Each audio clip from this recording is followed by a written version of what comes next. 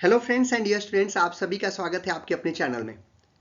जैसा कि आप सभी को मालूम है कि आप सभी के लिए हम लोग लगातार कुछ ना कुछ नया करते रहते हैं और इसी क्रम में हमने सोचा कि क्यों ना आप सभी के लिए जो भी आपका सिलेबस है, यानी कि आप डिप्लोमा इन फार्मेसी में हैं या बैचलर इन फार्मेसी में हैं, तो आपका जो फार्मेसी काउंसिल ऑफ इंडिया के द्वारा जिस सिलेबस को आप पढ़ते हैं उसके सभी यूनिट, सभी चैप्टर्स के सभी टॉपिकों को क्यों ना एमसीक्यूज में कन्वर्ट कर दिया जाए, ताकि आपके जो यूनिवर्सिटी और बोर्ड के एग्जाम्स होते हैं, अगर वहां एमसीक्यूज पूछे जाते हैं तो वहां पे तो आपको मदद मिले ही साथ अगर आप किसी भी कॉम्पिटेटिव एग्जाम्स की तैयारी करते हैं तो वहां की भी तैयारी आपकी अपनी स्टडीज के साथ ही होती चले। एक चीज और है कि जो डिप्लोमा इन फार्मेसी के बच्चे हैं उनके लिए एक एग्जिट एग्जामिनेशन के बारे में बात लगातार की जा रही है फार्मेसी काउंसिल ऑफ इंडिया की तरफ से, और ये एग्जिट एग्जाम पास करने के बाद ही जो रजिस्ट्रेशन की प्रक्रिया वो शुरू होगी, तो उसकी भी तैयारी हम अपनी पढ़ाई के साथ कर लें। इसके पीछे हमारा यही एक मोटो है। एक और खास बात है कि यहाँ पर जो मैं आपको एमसीक्यूज दूंगा, इन सभी एमसीक्यूज में हमने कोशिश की है कि हम रिसर्च करें और ढूंढ कर लेके आए पुराने प्रीवियस ईयर्स के जो भी क्वेश्चन पेपर्स हैं किसी भी एग्जाम में जहां पर एमसीक्यू बेस पे प्रश्न बने हैं अगर उस टॉपिक से, तो वो आपके सामने रखे जाएं। साथ ही साथ उस चैप्टर के और भी जो पॉसिबल एमसीक्यूज हैं जो कि उन टॉपिक से बनाए जा सकते हैं, उनको हम खुद बना करके आपके लिए लेकर के आए। जैसे आज के इस वीडियो में हम लोग जो सब्जेक्ट आपके लिए ले रहे हैं वो डिप्लोमा इन फार्मेसी, जो हमारा डी फॉर्म के बच्चे होते हैं उनका जो फर्स्ट ईयर का जो ER 2020 के हिसाब से जो सब्जेक्ट है दैट इज फार्माकोग्नोसी, और उसके हम चैप्टर 1 को आज आपके सामने रखेंगे। इस चैप्टर 1 में सिंपली देखा जाए तो बड़े ही बेसिक और इंट्रोडक्टरी फार्माकोग्नोसी के ऊपर टॉपिक्स हैं, जैसे कि डेफिनेशन है, आपका हिस्ट्री है, प्रेजेंट स्टेटस और स्कोप और फार्माकोग्नोसी है। इस पर हम आप आज से बात करेंगे, और इन क्योंकि ये बड़ा ही बेसिक टॉपिक है लेकिन इससे भी एमसीक्यूज बन सकते हैं और इस पे भी प्रश्न जो है वो कई बार पूछे गए हैं, तो उन एमसीक्यूज को मैं आपके सामने रखूंगा। अब जब इस पूरे वीडियो को आप देखेंगे या इसके आगे आने वाले जो टॉपिक्स हैं उनके वीडियो जब आप देखेंगे, तो एक तो सबसे बड़ी बात यह है कि आपके एमसीक्यूज की तैयारी होगी, साथ ही साथ आपका पूरा रिवीजन होगा उस चैप्टर का जितना भी कुछ आप पहले पढ़ चुके हैं।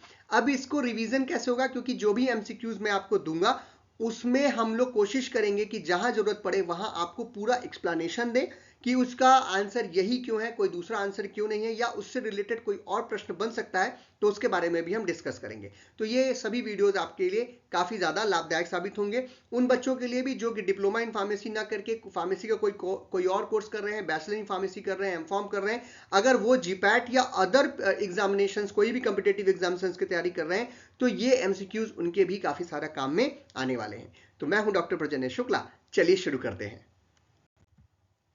तो आज का जो हमारा सबसे पहला प्रश्न है वो एक काफी बेसिक सा प्रश्न है और कई बार पूछा गया है कि उस साइंटिस्ट का नाम बताइए जिसने जो है टर्म फार्माकोग्नोसी जो है वो दिया था। फार्माकोग्नोसी टर्म किस साइंटिस्ट ने दिया था ये पूछ रहा है। आपके ऑप्शंस हैं सुश्रुत, सेंडलेयर, चरक और हिप्पोक्रेट्स। तो ये एक देखिए, ये एक ऐसा प्रश्न है और कभी किताबों में आप जाएंगे डिफरेंट किताबों में तो आपको दो नाम देखने को मिलते हैं। एक तो सेंडलेयर का नाम देखने को मिलता है और दूसरा एक और नाम है वो है J.A. स्किमिडिट का। स्किमिडिट साहब जो हैं ये, और जो हमारे सेंडलेयर साहब हैं, ये दोनों लोग जनरली एक ही टाइम फ्रेम में थे, यानी कि 19वीं शताब्दी में करीब 1800 से लेकर के 1815 के बीच में ये लोग अपना काम कर रहे थे और फार्माकोग्नोसी टर्म इन दोनों व्यक्तियों ने सबसे पहले शुरू किया था। तो अगर कुछ किताबों की माने तो जो स्किमिडिट साहब हैं उन्होंने सबसे पहले जो है फार्माकोग्नोसी टर्म दिया था करीब 1811 के आसपास, जबकि जो सेंडलेयर साहब हैं इन्होंने भी अपनी बुक एक पब्लिश की थी और उसमें भी फार्माकोग्नोसी शब्द का नाम लिया था, और ये जो है करीब 1814-1815 के करीब ऐसा हुआ था। तो इन दोनों को ही इसका क्रेडिट जा सकता है, लेकिन जब हम ऑप्शंस में देखते हैं तो यहाँ पर हमें सेंडलेयर साहब दिख रहे हैं जबकि स्किमिडिट साहब नहीं दिख रहे हैं, तो इसीलिए यहाँ पर जो हमारा आंसर होगा वो सेंडलेयर होगा। अगर इन दोनों का नाम दिया हो तब आप स्किमिडिट को चुने क्योंकि वो ज्यादा सही आंसर हो जाएगा। तो जैसा कि मैंने पहले कहा, ये सेंडलेयर साहब हैं, C.A. सेंडलेयर उनका पूरा नाम था, एक जर्मन साइंटिस्ट थे। 1815 में उन्होंने अपनी एक किताब लिखी थी, उसका नाम था एंटलेटिका फार्माकोग्नोसिटिका, और उसमें उन्होंने फार्माकोग्नोसी शब्द का सबसे पहली बार प्रयोग किया था। आइए अब चलते हैं दूसरे प्रश्न की ओर। हमारा जो आज का दूसरा प्रश्न है वो है pharmacognosy is the systemic study of crude drugs obtain from natural origins like, यानी कि फार्माकोग्नोसी जो आपकी ब्रांच है साइंस की, उसमें हम लोग स्टडी करते हैं क्रूड ड्रग्स की, और वो क्रूड ड्रग की ओरिजिन हम नेचुरल ओरिजिन वालों की करते हैं, यानी और उसमें वो नेचुरल ओरिजिन कौन कौन से हो सकते हैं वो आपसे पूछा जा रहा है। आपके ऑप्शंस हैं प्लांट, एनिमल, मिनरल्स, मरीन या फिर ऑल ऑफ द अबव। तो आप कहेंगे सर इंग्लिश में आपने क्वेश्चन लिखा फिर आप हिंदी में क्यों बता रहे हैं? इसलिए क्योंकि काफी सारे बच्चों के जो हिंदी भाषी क्षेत्रों से हैं उनके बड़े आते हैं कि सर हम लोग को हिंदी में भी समझाइए। तो क्योंकि पेपर अगर कोई भी कॉम्पिटेटिव एग्जाम्स होता है तो हिंदी और अंग्रेजी दोनों में हो रहा है, तो हम आपको हिंदी में वो समझाने की कोशिश भी कर रहे हैं, उसके लिए आप बुरा मत मानिएगा। तो ये जो हमारा प्रश्न है उसके 4 ऑप्शन हैं आपका, सॉरी 5 ऑप्शन हैं यहाँ पे, प्लांट है, एनिमल है, मिनरल है, मरीन है और ऑल ऑफ द अबव है। तो जब हम फार्माकोग्नोसी को अपने देखते हैं सिलेबस में, तो हम देखते हैं कि जो भी नेचुरल ओरिजिन्स है, चाहे वो प्लांट हो, एनिमल हो, मिनरल हो या मरीन सोर्स है, जो मरीन मतलब समुद्री जीवों से जो प्राप्त किया जाता है, समुद्र के अंदर से जहां से आते हैं उसके प्लांट और एनिमल जो है समुद्री, उनको मरीन बोलते हैं। इन सभी जगहों से जो क्रूड ड्रग्स प्राप्त की जाती हैं उनकी स्टडी जो है वो हम फार्माकोग्नोसी के अंतर्गत करते हैं। इसीलिए जो हमारा आंसर होगा वो होगा ऑल ऑफ द अबव, क्योंकि ये सभी सही हैं। इसीलिए जो ऑप्शन ई है that is all of the above, ये जो है वो सही आंसर होगा। Next question is who is known as father of medicine. Father of medicine किसको बोलते हैं? ये काफी सारे सब्जेक्ट में ये प्रश्न आपसे पूछा जा रहा है, और ये सभी साइंटिस्ट जो है वो पुराने लोग हैं जिन्होंने काफी कुछ काम जो है वो किया है मेडिकल साइंस में, जैसे कि हमारे अरिस्टो हैं, हमारे सेंडलेयर साहब हैं, गैलन जी हैं या फिर हिप्पोक्रेट साहब हैं। तो ये 4 ऑप्शंस आपके सामने दिए गए हैं, लेकिन जो फादर ऑफ मेडिसिन जो है वो हम हिप्पोक्रेट साहब को मानते हैं, जो कि करीब बिफोर क्राइस्ट जो है, जो हमारा आजकल का कैलेंडर चलता है उससे भी करीब 460 साल पहले ग्रीस में पैदा हुए थे, और उन्होंने मेडिसिन के ऊपर काफी सारे काम किए थे। इसीलिए पूरी दुनिया जो है हिप्पोक्रेट साहब को जो है वो फादर ऑफ मेडिसिन जो है वो मानती है।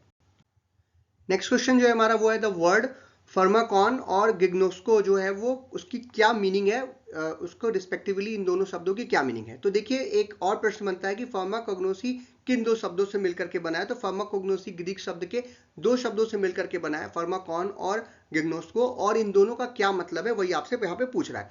तो आपके ऑप्शन हैं प्लांट और ड्रग, यानी कि फार्माकोन का मतलब प्लांट और ड्रग जो है, गिग्नोस्को का मतलब ऐसा नहीं है। Knowledge of plant and drug ये भी सही नहीं है। कैफीन एंड मेडिसिन ये भी सही नहीं है। और जो फार्माकॉन है उसका मतलब होता है मेडिसिन या ड्रग, और जो गिग्नोस का मतलब होता है to acquire knowledge of something या किसी भी चीज के बारे में। तो जो फार्माकोग्नोसी है वो ड्रग्स के बारे में बता रहा होता है जो कि क्रूड ड्रग्स हैं, और उनके बारे में नॉलेज को एक्वायर करने को ही फार्माकोग्नोन के नाम से या फार्माकोग्नोसी के नाम से हम लोग जानते हैं। तो जो हमारा आंसर होगा वो होगा डी, जो कि आपके सामने अभी हमने डिस्कस किया। Next question is question number 5, the term pharmacognosy is derived from English term और लैटिन टर्म और ग्रीक टर्म और अरेबिक टर्म।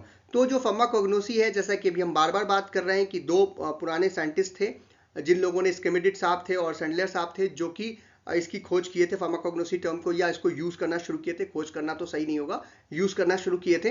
तो ये दोनों ही जो हमारे जर्मन साइंटिस्ट थे, तो ये ग्रीक एक टर्म के तरीके से यूज किया जाता है, जो इसका आंसर होगा वो होगा ग्रीक टर्म। और जो फार्माकोग्नोसी है वो फर्स्ट टाइम जो है वो जर्मन फिजिशियन जोहान एडम स्किमेडिड, जैसे मैंने स्टार्टिंग में पहले क्वेश्चन के आंसर में बताया था, और उनकी जो किताब थी उसका नाम था लेबर डर मटेरिका मेडिका, 1811 में उन्होंने पब्लिश किया था, वहां पे ये शब्द यूज किया था। और जो सेंडलर साहब थे उन्होंने, सीए सेंडलर जो थे, 1815 में उन्होंने अनालिटिका जो फार्माकोग्नोस्टिक का ड्रग है, सॉरी बुक है, उसमें इन्होंने ये शब्द जो है यूज किया था। ये हमने पहले भी डिस्कस किया। तो ये एक ग्रीक टर्म है, ये कई बार एग्जाम में पूछा गया है ये।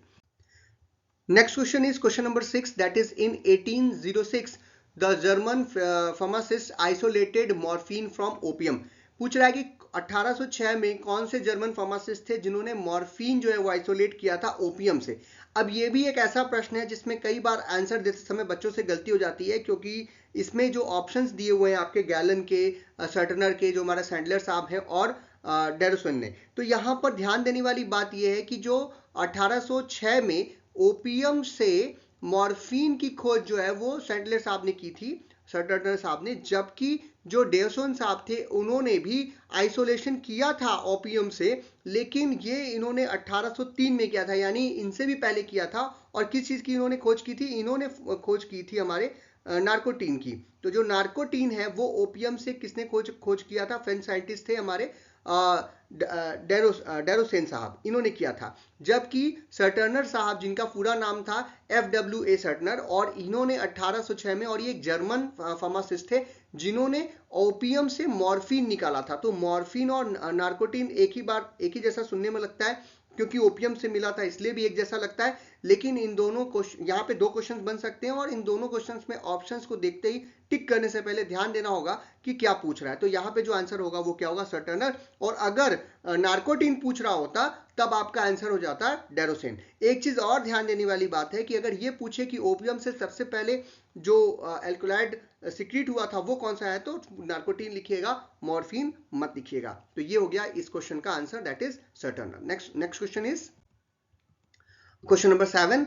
जहां पे डैश डैश डैश दिया हुआ है, are the dried unprepared material of plant, animal और mineral origins use for the medicine. ऐसी क्या चीज है जो कि सूखी होती है, अनप्रिपेयर्ड होती है, जो अच्छे तरीके से नहीं बनी हो, और प्लांट के या एनिमल के या मिनरल ओरिजिन के मटेरियल्स होते हैं और मेडिसिन के तरीके से यूज किया जाता है, तो उसे हम कहते क्या है। आपके ऑप्शंस हैं रूट ड्रग, जो रूट ड्रग है वो आपका ऑप्शन है, प्लांट ड्रग्स है, क्रूड ड्रग्स है, या फिर प्रिपेयर ड्रग्स। तो जो सही आंसर है वो है क्रूड ड्रग। ये यानी कच्चा ड्रग भी हम बोल सकते हैं हिंदी में, आम बोलचाल की भाषा में। और ये वो ड्रग्स हैं जो कि प्लांट या एनिमल या मिनरल सोर्सेज से प्राप्त किया जाता है, और इनको प्रोसेस करके फिर हम जो है मेडिसिन में कन्वर्ट कर देते हैं, जे हम क्या बोलते हैं, क्रूड ड्रग बोलते हैं। जैसे कि आपने हल्दी ली, और हल्दी जो है वो एक क्रूड ड्रग है, और हल्दी को हमने क्या किया, प्रिपरेशन तैयार किया, उसमें से करक्यूमिन निकाल करके उसकी टैबलेट बना ली, या सिंपल उस क्रूड ड्रग को, हल्दी को लेकर के उसका पाउडर बनाया, पाउडर बना करके उसको दूध में डाला, उसमें थोड़ी सी काली मिर्च डाल के पी ली, तो वो एक मेडिसिन के फॉर्म में हमने उसको ले ली। लेकिन जो हल्दी है वो क्या है, क्रूड ड्रग है। तो इसीलिए प्लांट, एनिमल या मिनरल ओरिजिन से जो भी अनप्रिपेयर्ड मटेरियल प्राप्त होता है जो कि मेडिसिन में यूज किया जा सकता है, उसे हम क्या कहते हैं, क्रूड ड्रग कहते हैं। Next question is question number 8, that is at per American Society of Pharmacognosy. American Society of Pharmacognosy के उसके अनुसार जो है फार्माकोग्नोसी की क्या डेफिनेशन है, ये प्रश्न है। तो उनका ये कहना है कि pharmacognosy is the study of dash dash dash properties of drug or substance of natural origin as well as search for the new drugs from the natural origin। तो फार्माकोग्नोसी जो है वो कौन सी प्रॉपर्टीज को बता रहा होता है किसी भी ड्रग या सब्सटेंस की, जो कि नेचुरल ऑरिजिन से प्राप्त होता है, साथ ही साथ नेचुरल ऑरिजिन से जो कि नई ड्रग्स की खोज के लिए किया जाता है। ये फार्माकोग्नोसी की definition as per American Society of Pharmacognosy है। अब इसमें जो डैश डैश डैश दिया वो आपको भरना है। तो आपके ऑप्शंस हैं फिजिकल प्रॉपर्टीज, यानी कि उसकी जो फिजिकल प्रॉपर्टी है उसके बारे में बात कर रहे हैं, केमिकल प्रॉपर्टी के बारे में बात कर रहे हैं, या फिर बायोकेमिकल और बायोलॉजिकल प्रॉपर्टी के बारे में बात कर रहे हैं। तो जब भी आपने अपने फार्माकोग्नोसी सिलेबस को देखा होगा, तो फार्माकोग्नोसी में हम जो भी ड्रग पढ़ते हैं उसकी फिजिकल प्रॉपर्टीज को भी पढ़ते हैं, उसकी केमिकल प्रॉपर्टीज को भी पढ़ते हैं, उसकी बायोकेमिकल प्रॉपर्टीज को भी पढ़ते हैं, और साथ ही साथ उसकी बायोलॉजिकल एक्शंस क्या होंगे, यानी अगर किसी एनिमल या किसी क्या नाम है ह्यूमन को वो ड्रग दी जाए तो वो कौन सी एक्टिविटी शो करेगा, ये भी हम पढ़ते हैं। इसीलिए जो हमारा आंसर होगा वो क्या होगा, ऑल ऑफ द अबव होगा। यानी जो यहाँ पे आंसर है वो है D, that is all of the above, क्योंकि हम इन सभी प्रॉपर्टीज को एक क्रूड ड्रग के ऊपर पढ़ते हैं। Next question is the question number 9, that is pharmacognosy is an important link between modern medicine system, जिसे हम लोग एलोपैथी के नाम से जानते हैं, जो कि आज आपके आसपास होती है, और जो ट्रेडिशनल मेडिसिन सिस्टम है जैसे आयुर्वेदा वगैरह, या चाइनीज सिस्टम जो मेडिसिन का, सिद्धा सिस्टम है जो मेडिसिन का, उन दोनों के बीच का एक इंपॉर्टेंट लिंक जो है वो फार्माकोग्नोसी को माना जाता है। क्या ये बात जो है वो सही है, ट्रू है, फॉल्स है, मे भी सही है, या फिर हम ये नहीं कह सकते कि ये सही है या गलत है। तो जो फार्माकोग्नोसी है, जैसे कि हम सभी जानते हैं, आयुर्वेदा की अगर एग्जांपल ले लें तो आयुर्वेद में हम लोग plant based drug, crude drugs के ऊपर चूर्ण या उनकी टैबलेट या उनका फॉर्मुलेशन तैयार करते हैं, और उसमें कौन से केमिकल कॉन्स्टिट्यूएंट हैं अगर उसको जान लिया जाए और उसको जानने के बाद उसकी टैबलेट और कैप्सूल बनाया जाए तो वो एलोपैथी के अंतर्गत आ जाता है।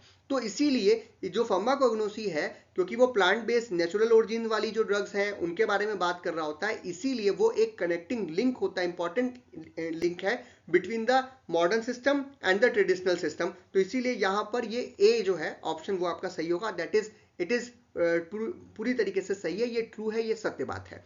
Next question is question number 10, pharmacognosy includes knowledge about safe use of herbal drugs including it's.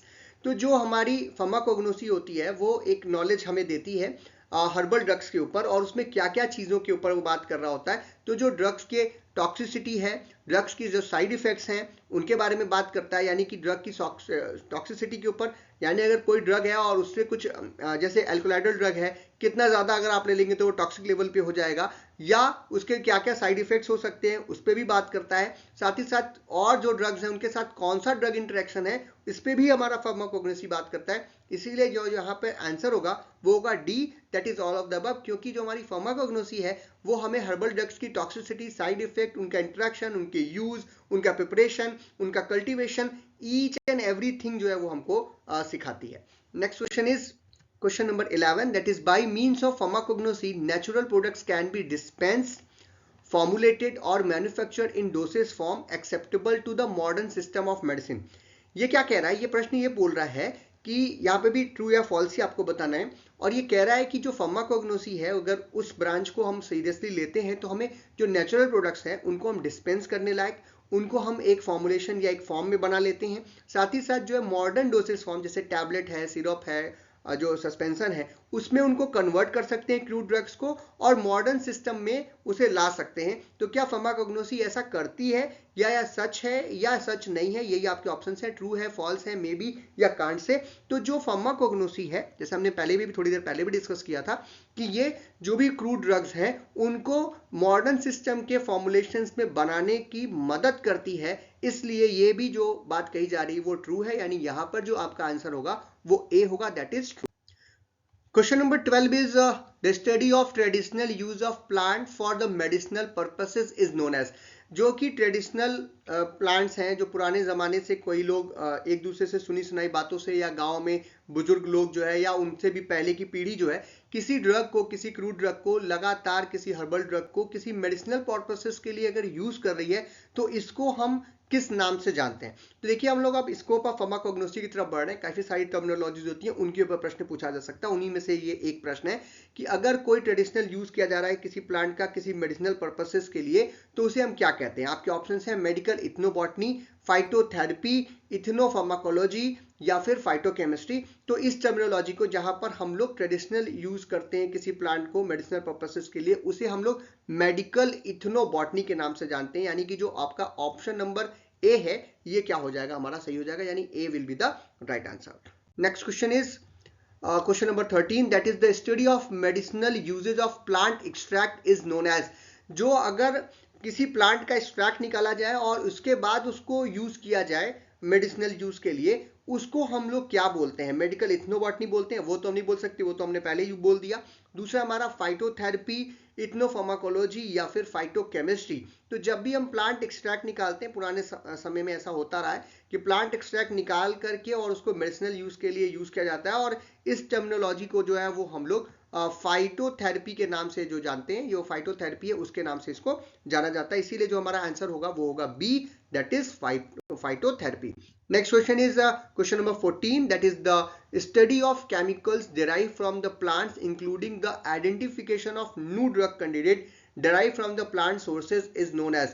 यानी उन प्लांट्स के केमिकल्स जो कि किसी भी प्लांट से हमें प्राप्त किया जा रहा है उन केमिकल्स के बारे में स्टडी करना ताकि नई ड्रग जो है वो खोजी जा सके प्लांट सोर्सेज से, उसे क्या कहते हैं, उस ब्रांच को हम फार्माकोग्नोसी के उस ब्रांच को हम क्या कहते हैं। तो आपका ऑप्शन है मेडिकल इथनोबॉटनी, फाइटोथेरेपी, इथनोफार्माकोलॉजी या फिर फाइटोकेमिस्ट्री। तो जो प्लांट से केमिकल्स को निकाला जाता है और उनकी स्टडीज की जाती हैं उसे हम लोग फाइटोकेमिस्ट्री, जो हमारी टर्मिनोलॉजी है दैट इज टर्मिनोलॉजी नंबर 4, जो आपका डी ऑप्शन है वो कहते हैं, क्योंकि फाइटो मतलब हो गया प्लांट से और केमिस्ट्री मतलब उनके केमिकल्स के बारे में जानकारी हासिल करना। इसीलिए जो आपका आंसर होगा वो होगा D, that is phytochemistry. Next question is question number 15, the study of pharmacological qualities of traditional medicinal substance is known as। कोई भी जो मेडिसिनल सब्सटेंस है जो कि पहले पुराने टाइम से यूज होता चला रहा है, ट्रेडिशनली यूज किया जा रहा है, सुनी सुनाई बातों से यूज किया जा रहा है, तो उसकी जो फार्माकोलॉजिकल क्वालिटीज है उन पर स्टडी करना क्या कहलाता है। आपके ऑप्शंस हैं जू फार्माकोग्नोसी, मरीन फार्माकोग्नोसी, इथनोफार्माकोलॉजी या फाइटोकेमिस्ट्री। क्योंकि पुराने जमाने से जो चीज यूज होती जा रही है और उस पर फार्माकोलॉजिकल स्टडीज करते हैं तो इसको हम लोग जो है वो इथनोफार्माकोलॉजी के नाम से जानते हैं, यानी कि पुराने टाइम की जो ड्रग्स हैं, जो सब्सटेंस हैं, उनकी फार्माकोलॉजी को पढ़ना। तो जो आपका आंसर होगा वो होगा C, that is ethnopharmacology. Next question is the study of chemicals derived from the marine organisms, that is sea plants and animals, is known as. जैसा मैंने स्टार्टिंग में बताया था, मरीन ऑर्गेनिजम्स का मतलब होता है वो प्लांट और एनिमल्स जो कि समुद्र से जो है हमें मिलते हैं या समुद्र में पाए जाते हैं, समुद्री जीव जिन्हें हम कह सकते हैं, उनसे जो केमिकल्स निकलते हैं और उनका मेडिसिनल यूज अगर हम पढ़ना चाह रहे हैं तो हम किस ब्रांच ऑफ फार्माकोग्नोसी में पढ़ सकते हैं। तो आपके ऑप्शंस हैं जू फार्माकोग्नोसी, मरीन फार्माकोग्नोसी, इथनोफार्माकोलॉजी या फाइटोकेमिस्ट्री। तो नाम से ही पता चल रहा है कि क्योंकि ये मरीन जो सोर्सेज से ड्रग मिल रही है उनके बारे में पढ़ना है तो हम उसे मरीन फार्माकोग्नोसी के नाम से जानते हैं, इसलिए जो हमारा आंसर होगा वो होगा B, that is marine pharmacognosy. Next question is question number 17, the process of by which animals self medicate by selecting and using plants, soils and insect to treat and prevent diseases is known as। जंगल में है या ऐसी जगह पे है जहाँ पे animals habitat है, एनिमल्स पाए जाते हैं, तो कभी अगर उनको कोई प्रॉब्लम हो रही होती है, कोई डिसीज है, कभी चोट लग गई, कुछ होता है, तो आपने देखा होगा कि वो अपने आसपास जो चीज़ें उपलब्ध हैं, जो कि कोई जो जैसे कई बार वो अपने लार से उसको ठीक करने की कोशिश करते हैं, लिकिंग वगैरह करके चाटना शुरू कर देते हैं, घाव लग जाता है, कोई प्लांट को वो रगड़ लेते हैं अपने ऊपर, सॉइल को रगड़ने की कोशिश करते हैं, या किसी इंसेक्ट इत्यादि के द्वारा अपने लिए कोई डिसीज प्रिवेंट करने को जो पूरा प्रोसेस है उसे हम क्या बोलते हैं। तो आपके ऑप्शंस हैं जू फार्माकोग्नोसी, मरीन फार्माकोग्नोसी, इथनोफार्माकोलॉजी या फाइटोकेमिस्ट्री। तो जो एनिमल्स हैं खुद को अपने आप को ठीक करने की कोशिश करते हैं नेचुरल सोर्सेज से, जो भी कुछ उनके आसपास है, अपने हैबिटेट में जो भी कुछ है उससे, तो उसे हम लोग जू फार्माकोग्नोसी के अंतर्गत रखते हैं, इसीलिए जो हमारा आंसर होगा वो होगा A, that is zoo pharmacognosy. Next is question number 18, the practices, approaches, knowledge and beliefs incorporating plant, animal and mineral based medicines, spiritual therapies, manual techniques and exercises to treat, diagnose and prevent illness or maintain well-being is known as। देखिए थोड़ा सा बड़ा हो गया, लेकिन ये क्या कह रहा है, कह रहा है कि कई सारी जो प्रैक्टिसेस हैं, कुछ जो हमारे तौर तरीके हैं, कुछ जो हमारी ज्ञान है पुराना, जो हमारी सीखा है हमने अपने बुजुर्गों से, प्लांट और एनिमल या मिनरल बेस्ड मेडिसिन के ऊपर, जो भी कुछ थेरेपीज हम कर सकते हैं, कुछ टेक्निक्स हैं जैसे कि एक्सरसाइज इत्यादि है, जो कि किसी भी बीमारी को पकड़ने के लिए, डायग्नोस करने के लिए या उनको प्रिवेंट करने के लिए या उनका इलाज करने के लिए यूज किया जाता है, या सही तरीके से अपने जीवन को व्यतीत करने के लिए जो यूज किया जाता है, उसे हम क्या कहते हैं, उस ब्रांच को हम क्या कहते हैं साइंस के। तो जो आपके लिए या उसके लिए हम कौन सी टर्मिनोलॉजी यूज करते हैं इन सभी बातों के लिए, वो आपके ऑप्शंस हैं। फार्माकोग्नोसी नहीं, ये फार्माकोग्नोसी तो नहीं यूज कर सकते। अल्टरनेटिव मेडिसिन ये यूज किया जा सकता है। ट्रेडिशनल मेडिसिन ये यूज किया जा सकता है, नन ऑफ द अबव। लेकिन जब हम इन सारी चीज़ों को एक साथ रखते हैं तो जो सही आंसर, इन सब में जो सबसे सही आंसर होगा वो होगा ट्रेडिशनल मेडिसिन, जो कि पुराने ज़माने से यूज़ होते चली आ रही है, और उसमें कुछ तो साइंस है, उसको पूरी तरीके से एक्सप्लोर में भी न किया गया हो, तो उसके लिए आजकल मॉडर्न साइंस का जो सिस्टम है वो उसको एक्सप्लोर करेगा, फार्माकोग्नोसी जो ब्रांच है वो इसको एक्सप्लोर करेगी। लेकिन क्योंकि उससे फायदा पहुंचता है, कोविड-19 के केस में भी आपने देखा कि जो है कई सारे जो है स्पिरिचुअल थेरेपीज थी, योगा था, जिससे लोग जो है अपने आप को ठीक करते हैं। आज भी डायबिटीज हो या इस तरीके की कोई भी जो लाइफ स्टाइल वाली बीमारियां हो, उनको हम इन सभी सिस्टम से ठीक कर सकते हैं, और इसे हम क्या कहते हैं, ट्रेडिशनल मेडिसिन के नाम से जानते हैं। तो जो हमारा आंसर होगा वो होगा C, that is traditional medicine. Next question is the term that describe medical treatments that are used instead of traditional या mainstream या फिर जो स्टैंडर्ड मेडिकल ट्रीटमेंट थेरेपीज हैं उनके अलावा, यानी जो हमारा स्टैंडर्ड मेडिकल ट्रीटमेंट है, जो हमारा ट्रेडिशनल या जो मेनली जो हम लोग यूज करते हैं, आयुर्वेदा वगैरह है वो यूज करते हैं, उसके अलावा अगर कोई ऐसा मेडिकल ट्रीटमेंट हो, ऐसी थियरीज हो, ऐसी थेरेपीज हो जो परफॉर्म की जाती हैं, उसे हम लोग किस नाम से जानते हैं। तो आपके ऑप्शन है pharmacognosy, alternative medicine, traditional medicine या फिर नन ऑफ द अबव। तो जो हम ऐसी मेडिसिन सिस्टम जो कि ट्रेडिशनल मेडिसिन सिस्टम या जो हमारा क्या नाम है, जो स्टैंडर्ड मेडिकल ट्रीटमेंट थेरेपीज है उसके अलावा हो, उसे हम लोग क्या बोलते हैं, अल्टरनेट मेडिसिन के नाम से जानते हैं। और यहाँ पे जो आंसर होगा हमारा होगा B, that is alternative medicine. और इसके लिए एक अच्छा एग्जांपल हो सकता है, जैसे स्पेशल डाइट के बारे में बात करते हैं। मान लीजिए कि आपको कोई दवा खाने का मन नहीं है किसी भी तरीके का, ना आप आयुर्वेद लेना चाह रहे हैं, ना आप होम्योपैथ लेना चाह रहे हैं, ना आप एलोपैथ लेना चाह रहे हैं, लेकिन आप चाहते हैं कि आपका जो शरीर है वो किसी पर्टिकुलर डिसऑर्डर या बीमारी से ठीक हो, जैसे डायबिटीज का केस ले ले, तो हम अपनी डाइट जो है वो कंट्रोल करते हैं। डाइट कंट्रोल में हम लोग ज्यादातर शुगर या कार्बोहाइड्रेट्स जो है वो अपना कंटेंट कम करते हैं और फाइबर्स इत्यादि ज़्यादा लेने की कोशिश करते हैं, एक्सरसाइज करने की कोशिश करते हैं और जो डायबिटीज कंडीशन है उसको ठीक करते हैं। तो ये जो है वो अल्टरनेटिव मेडिसिन या अल्टरनेटिव थेरेपी में जो है ये चीज़ जो है वो जा सकती है। या कुछ ऐसी चीज़ें, ऐसे भस्म ले लिया, कोई ऐसी चीज़ ले लिया जो खाने से जो है प्रॉब्लम जो है वो थोड़ी सॉल्व हो रही है, कंट्रोल में आ रही है, तो इसे जो है हम लोग अल्टरनेटिव मेडिसिन के अंतर्गत रखते हैं। Next question is question number 20, that is different types of alternative system of medicine in India includes. हमारे देश में मॉडर्न मेडिसिन सिस्टम के अलावा जो अल्टरनेटिव सिस्टम्स हैं मेडिसिन के, वो कौन कौन से अवेलेबल हैं भारत में, या ट्रेडिशनल मेडिसिन, ट्रेडिशनल और अल्टरनेटिव सिस्टम भी हम बोल सकते हैं, वो अवेलेबल है भारत में, उसके बारे में आपको बताना है। तो आपके ऑप्शंस हैं आयुर्वेद और योगा। तो जो आयुर्वेद है, जो योगा है, ये तो एक अल्टरनेटिव और पुराना सिस्टम है और हमेशा से यूज हो रहा है इंडिया में और काफ़ी इफेक्टिव है। और इससे हम लोगों को कोविड-19 के केस में बहुत ज़्यादा मौका मिला था, हमको मदद मिली थी। हम काढ़ा ले रहे थे, हम च्यवनप्राश खाते हैं अपनी इम्यूनिटी को बढ़ाने के लिए। बहुत सारी जो अलग अलग चूरन आते हैं जो कि आपको मदद करते हैं गैस्ट्राइटिस के केसेस में, डायबिटीज़ के केस में। तो इसलिए आयुर्वेदा और योगा हमारे देश में यूज होता है, तो इसको हम लोग हटा नहीं सकते। अगला जो है हमारा होम्योपैथी, ये भी इंक्लूड है। ये भी काफ़ी एक अच्छी थेरेपी सिस्टम है जहां पर प्लांट एक्सट्रैक्ट वगैरह को जो टिंचर वगैरह बना करके यूज किया जाता है। तो ये भी हमारे देश में काफ़ी ज़्यादा बहुतायत में यूज किया जाता है। यूनानी मेडिसिन और सिद्धा मेडिसिन सिस्टम भी हमारे देश में यूज किया जाता है। इसीलिए जो यहाँ पे आंसर होगा वो ऑल ऑफ द अबव होगा। मॉडर्न सिस्टम के अलावा ये सभी सिस्टम, मेडिसिन सिस्टम जो है वो हमारे आसपास अवेलेबल है, इसीलिए यहाँ पे जो आंसर होगा वो होगा all of the above. Next question is system of medicine evolve nearly 5000 years ago, या 300 BC and before Christ 3000 BC जो है पहले जो है हमें एक मेडिसिन सिस्टम मिला था, वो कौन सा मेडिसिन सिस्टम है? तो सबसे पुराने मेडिसिन सिस्टम में से एक ही मेडिसिन सिस्टम है जो हमारे देश का अपना मेडिसिन सिस्टम है, दैट इज आयुर्वेदा। तो इसमें आपके ऑप्शंस हैं आयुर्वेदा, होम्योपैथी और यूनानी मेडिसिन एंड सिद्धा सिस्टम ऑफ मेडिसिन। तो इसमें जो सबसे पुराना है वो माना जाता है आयुर्वेदा को, जो कि बहुत साल यानी लगभग 5000 साल पहले ये सिस्टम शुरू हुआ था। सुश्रुत और चरक साहब लोगों ने या उनकी प्रैक्टिसेस में आयुर्वेदा को, या उससे पहले भी ये शुरू किया गया था, और इसीलिए जो हमारा आंसर होगा वो होगा A, that is Ayurveda. Next question is question number 22, science of life which employs treatment modalities such as purification, palliation, perception of various diet, exercise and avoidance of disease causing factor is known as। वो कौन सी branch है alternative medicine system की जिसमें Ayurveda, homeopathy, यूनानी medicine system और सिद्धा, ये 4 option आपको दिए गए हैं। इसमें से इन चारों में से वो कौन है जो साइंस ऑफ लाइफ है, यानी कि जीवन का विज्ञान जिसे हम लोग कहते हैं, जिसमें कुछ ऐसे ट्रीटमेंट्स किए जाते हैं जो कि आपके जो डाइट से रिलेटेड हो, जो आपकी एक्सरसाइज से रिलेटेड हो।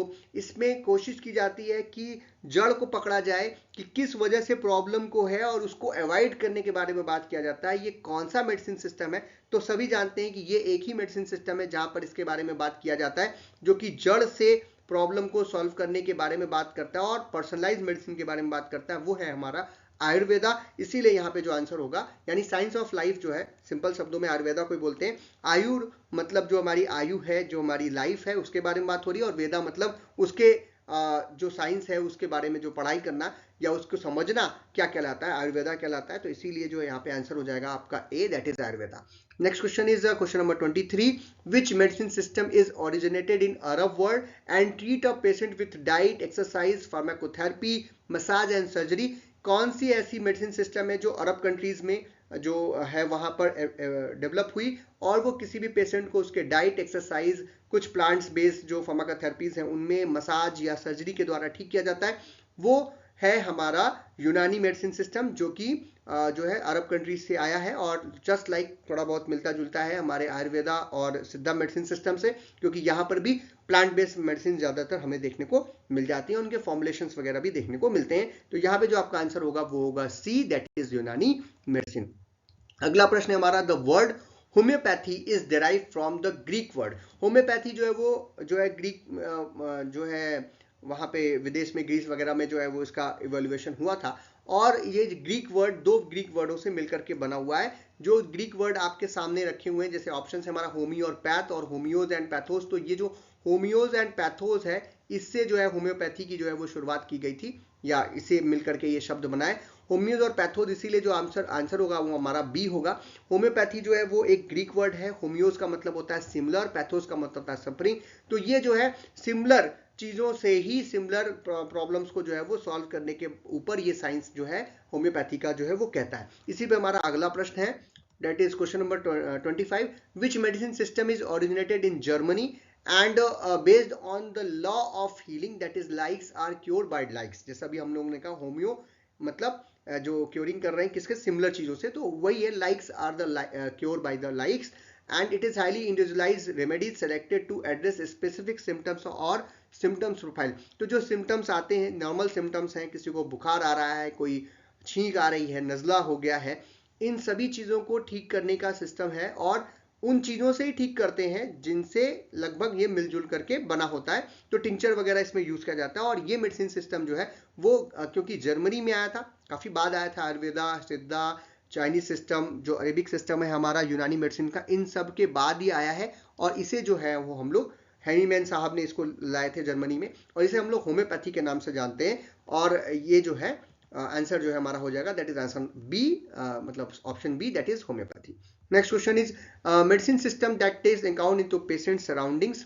जो ऐसा मेडिसिन सिस्टम जो हमारे आसपास जो पेशेंट है उसके आसपास की चीजों को लेकर के उसे ठीक करता है, जिसमें एज है, सेक्स है, रेस है, उसका मतलब वो मेल है कि फीमेल है, उसकी एज क्या है, वो किस जगह से आता है, उसका हैबिटेट क्या है, उसकी डाइट, उसका भूख लग रही है कि नहीं लग रही, उसकी जो फिजिकल कंडीशन है ईटीसी, और तब जाकर के वो किसी बीमारी को डायग्नोस करते हैं। साथ ही साथ इसमें मिनरल्स, मेटल्स, जो एलॉयज हैं, ड्रग्स जो हैं, वो इनऑर्गेनिक कंपाउंड्स होते हैं, इन सभी चीजों को लेकर के किसी पेशेंट का ट्रीटमेंट जो करती है सिस्टम, उसे किस नाम से जानते हैं, तो वो जनरली जो है वो सिद्धा मेडिसिन सिस्टम के अंतर्गत आता है। इसे हम लोग सिद्धा मेडिसिन सिस्टम में देखते हैं कि जहां पर जो पेशेंट है उसकी सराउंडिंग्स को लेकर के एक डायग्नोसिस की जाती है और उसी सराउंडिंग से अवेलेबल जो ड्रग्स मॉलिक्यूल्स हैं वो उसको दिए जाते हैं। जो मेडिसिन सिस्टम है इस तरीके से काम करता है, इसीलिए जो है हमारा आंसर क्या हो जाएगा, D, that is Siddha medicine system. अगला जो हमारा प्रश्न है वो है, according to Ayurveda 5 basic elements named prithvi, जिसको अर्थ भी बोलते हैं, जल जिसे वाटर बोलते हैं, वायु एयर, और क्या है। तो आयुर्वेदा में 5 बेसिक एलिमेंट्स के बारे में बताया गया है जिससे आपका शरीर बना है। उनका ये कहना है कि हमारा जो शरीर है वो 5 चीजों से मिलकर के बना हुआ है, और उनको उन्होंने नाम जो दिए थे वो पृथ्वी, जल, वायु, एयर, मतलब वायु मतलब एयर, ये दिया हुआ है। 2 और कौन से वो आपसे पूछा, आपके ऑप्शन है आकाश जिसे स्पेस, एंड तेजा फायर, ऐश स्पेस या तेजा फायर, वता स्पेस जिसे बोलते हैं तेजा या फायर, या इसमें से कौन सा सही है, नन ऑफ द अबव। तो जो ये सभी को मालूम है 5 चीजों से हमारा मिलकर के जो है सराउंडिंग बना है, हम भी बने हैं, हमारी धरती जो है वो भी 5 चीजों से मिलकर के बनी है, दैट इज पृथ्वी, जल, वायु, आकाश और तेज। तो यहां पर 2 जो ऑप्शंस आपके छूट रहे हैं वो है पहला वाला आकाश, दैट इज स्पेस, और तेज मतलब फायर, जो कि आग के रूप में, हम अग्नि के रूप में जिसको हम लोग रखते हैं। तो ये आपका जो 5 जो टोटल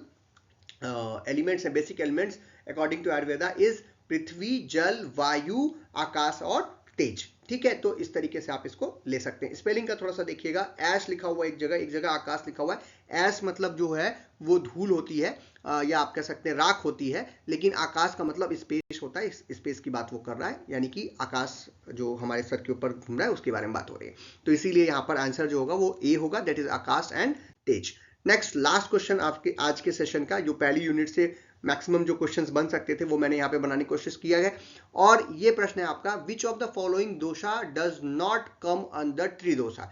तो एज पर आयुर्वेदा 3 तरीके के दोष होते हैं जो कि जिसकी वजह से हमारे शरीर में प्रॉब्लम शुरू होती हैं, और वो जो है उनमें से ये ऑप्शंस में से कौन सा त्रिदोष के अंतर्गत नहीं आता। आपके ऑप्शंस हैं विपाक और वाता, वात जिसे बोलते हैं, पित्ता, पित्त जिसको बोलते हैं, और कफा यानी कि कफ जिसको बोलते हैं। तो ये विपाक है, वाता है, पित्ता और कफा।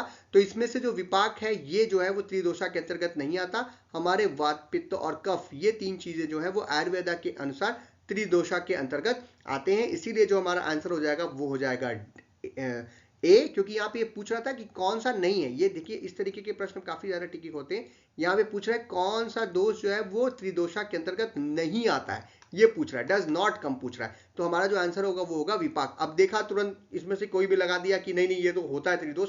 त्रिदोष कौन से ये नहीं पूछ रहा है कौन सा नहीं है। तो विपाक जो है वो त्रिदोष के अंतर्गत नहीं आता, इसीलिए आंसर हमारा क्या हो जाएगा, ए हो जाएगा। तो ये था आज का हमारा वीडियो। एक स्टार्टिंग मैंने किया जहाँ पे हम लोगों ने कोशिश की कुछ नया करने के लिए आपके लिए। आप कमेंट बॉक्स में जाइएगा, आपको अच्छा लगा बुरा लगा, इसमें कुछ चीज़ें बदल सकते हैं, कुछ और कर सकते हैं, वो भी आप हमें बताइएगा। हम कोशिश करेंगे कि इसको रेगुलर बेसिस पे जो हम टॉपिक्स देते हैं, जो हम रेगुलर टॉपिक्स देते हैं, उनके साथ आपको ये एमसीक्यूज इस तरीके से देते रहे, सब्जेक्ट वाइज देते रहे। फर्स्ट ईयर के सब्जेक्ट्स को पहले दें, फिर सेकेंड ईयर के जो हमारे सब्जेक्ट्स हैं उनको भी क्लियर करें, B pharm bachelor in pharmacy के बच्चों को भी ये चीज़ करके दें। आप हमें फॉलो कर सकते हैं यूट्यूब पे, हमारे टेलीग्राम चैनल पे, फेसबुक पे, और हमारा एक ऐप भी है प्ले स्टोर पे, वहाँ पे भी। जो हमारा यूट्यूब है, टेलीग्राम है और फेसबुक है, ये सब तो फ्री प्लेटफॉर्म्स हैं। और यहाँ पे जो भी नोट्स हैं, जो भी वीडियोज हैं, सब कुछ फ्री है। थोड़ा बहुत चार्जेस जो है वो ऐप प्ले स्टोर पे लगता है, बिकॉज गूगल भी वहाँ पेमेंट लेता है, और जो हमारी ऐप डेवलपर कंपनी है उनको भी चार्जेस करना पड़ता है। तो बहुत ही नॉर्मल चार्जेस, मैक्सिमम 100 रुपीज़ में आपको वहाँ पे चीज़ें मिल जाती हैं, बट वहाँ जाने की जरूरत आपको बहुत ज़्यादा नहीं है। यूट्यूब, टेलीग्राम और फेसबुक पे फ्री में अवेलेबल है, आप वहाँ से ले सकते हैं। फेसबुक पे हमारा पेज भी है, हमारा ग्रुप भी है, आप वहाँ पर नोट्स और वीडियोस जो हैं वो प्राप्त कर सकते हैं। टेलीग्राम जो हमारा चैनल है doctor PK Shukla, doctor MP Singh classes, उसमें सभी नोट्स जो हैं पीडीएफ फॉर्म में आपको वहाँ पर इजिली अवेलेबल हो जाते हैं, जो हमारे चैनल पे अवेलेबल है। और यूट्यूब तो आप जान ही रहे हैं, यूट्यूब पे आप वीडियो देख रहे हैं। तो प्लेलिस्ट, इसमें एक खास बात यह है कि जब आप यूट्यूब के फैन पेज पे जाएंगे, मतलब हम लोग जो हमारे का जो पेज है मेन जो है, वहाँ पे अगर जाओगे तो वहाँ पे आपको प्लेलिस्ट मिलेगा। तो सब्जेक्ट वाइज प्लेलिस्ट मिल जाती है, तो जो भी सब्जेक्ट हमने डाले होंगे वो आपको यूनिट वाइज या टॉपिक वाइज वीडियो उस पर आपको मिल जाते हैं। और इसकी भी हम जब 2-4 वीडियो बना लेंगे तो इसका भी एक प्लेलिस्ट बना देंगे, जिसमें सब्जेक्ट वाइज आपका एमसीक्यूज की प्लेलिस्ट होगी, जहां से आप जा करके एमसीक्यूज देख सकते हैं। वीडियो आपको पसंद आया तो इसे लाइक कीजिए, अपने फ्रेंड्स में शेयर कीजिए, चैनल पर नए हो तो चैनल को सब्सक्राइब कीजिए। वीडियो को देखने के लिए बहुत बहुत धन्यवाद।